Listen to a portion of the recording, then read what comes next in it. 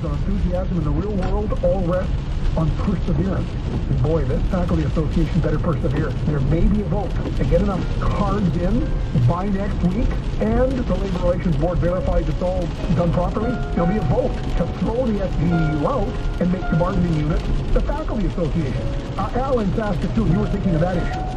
Yes, thanks, Don. I agree wholeheartedly with Warren White, the guest you had on your show there earlier this week. It is time for a change at SIAS. We have been under the SGU bargaining negotiation thing there for quite a number of years. I've been with SIAS for about 16 years. I never really have been satisfied with the way the bargaining has been conducted by the SGU. I believe that, as ourselves, we've got a lot of good resources there that we can actually do a lot of that work ourselves. We do have the proper legal help and things like that we can probably better our cause and probably have a lot better relationship with the management. Right now, the management the relationship between management and SGU is not very good, and that does hinder our bargaining. Okay, I saw an email, and I'm saving the email because I'm going to read it. It's from a very famous New Democrat in Saskatoon, CC'd to a whole bunch of her friends in the NDP and in the trade union movement, and it says it's just a tiny group at SIAS of old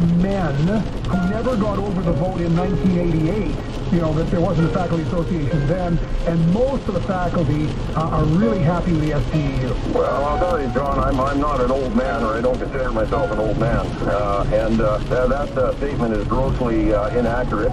There is quite a number of us that are very displeased with the SGU of all different ages, and no, it's not just sort of taking a cause forward for some old guys that we got around there. There's a lot of younger instructors and faculty that are also disgusted with the way negotiations and things like that have gone over the last 3 years and even prior to that. There's quite a broad spectrum of faculty that are in favor of getting the FFA in there to get the job done. Well, good luck with that. You have my support. Colin in Saskatoon, what's on your mind, sir?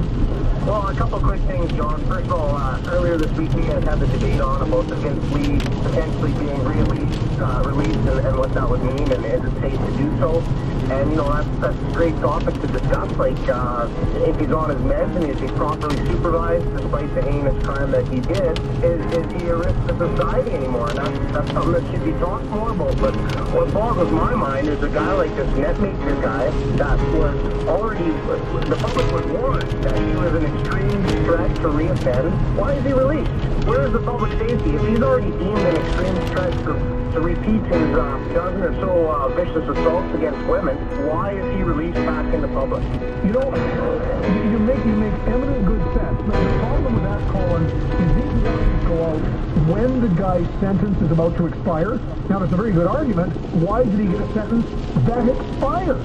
Right? If he's a repeat offender, this guy should be DO'd, designated a dangerous offender, and not just given an indeterminate sentence for the rest of his life, but actually kept in for the rest of his life. Unless he can display that he's changed, he's went through treatment, and even then he has to be released into the hands of supervision, which I have great misgivings about, because that would be the government running that, and we all know how that would work out. But these people need to be, kept behind bars. They've proven that they're not, they're not going to come out and start non-profit organizations. They're going to come out and rape and beat women and kids, and they need to be kept behind bars. Yeah, I'm with you, and you make absolute perfect sense. Now, there is the ability, thanks to government to now have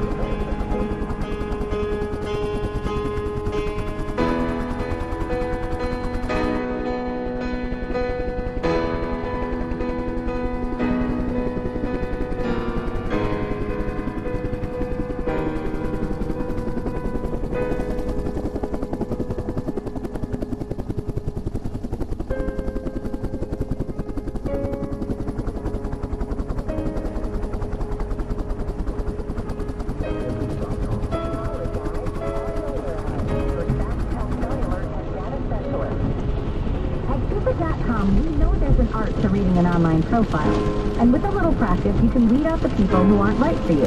Here's a little cheat sheet. If she writes, I have a quirky sense of humor, what he really means is I still wear footy pajamas. When she says, I'm looking for my soulmate, what she really means is, I'm a little clingy and I will probably follow you into the bathroom. And if they write, I love horror movies, they own a hockey mask but have never played hockey. You get the idea. But the good news is you can really find out a lot about someone before the first date on Cupid.com. Check out the profiles of hundreds of amazing single people in your area seeking love and friendship who are already Cupid.com members. And more are joining every day. So give it a try now. Just sign up at Cupid.com and start having fun and meeting the right people. Because you're a people person, which really means you like people.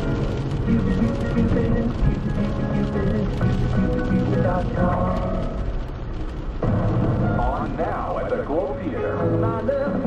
The world's most successful rock and roll musical, Buddy, the Buddy Holly story.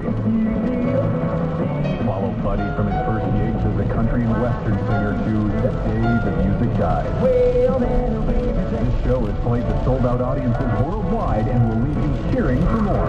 Call the Globe Theater box office or buy your tickets online at globetheaterlive.com today. Tickets start at $25. The Buddy Holly story, on now at Globe Theater. You hear chemical and think, yikes, no thanks. Well, Ellis Pool doesn't entirely disagree with you. They want you to use just the right amount of chemicals to keep your pool sparkling. That's why they carry the best chemicals for your pool. Because let's face it, that cheap stuff is, well, cheap. Ellis Pools also tests and analyzes your water and provides you with natural green products to keep that water sparkling. Ellis Pool. Get quality chemicals. 1362 stars or call 525-POOL. Ellis Pool. Go ahead. Get wet. Dale, Jim, you'll never guess what happened to me today. Okay, I won't. The fellas over at Precision Ag were trying to sell me dead weeds. Well, isn't that what you want? Oh, yeah, but the price they quoted me is what they charge. They'll do that. It's just weird. Like the weather this year. Precision Ag, fertilizer, crop protection, seed, and consultation, all built into one price. The results are dead weeds and high yield. The customers don't mind. Precision Ag, the power of growth. Green is the color. Bunch is on my brain.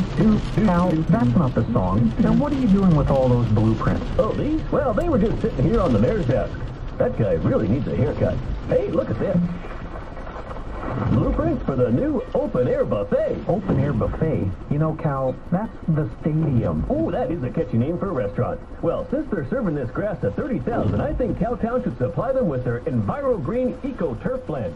You know, the stuff that everyone's using this year. Its fine blades require way less water. It grows anywhere, and it's low maintenance. And, of course, it's delicious. Not to mention, it requires way less cutting, unlike that mare's hair. You stole those, Cal. You can't keep them. You gotta give those plans back. Hey, easy, buddy. These are my plans. After all, it's my tax dollars. Oh, Cal, just put a lid on it.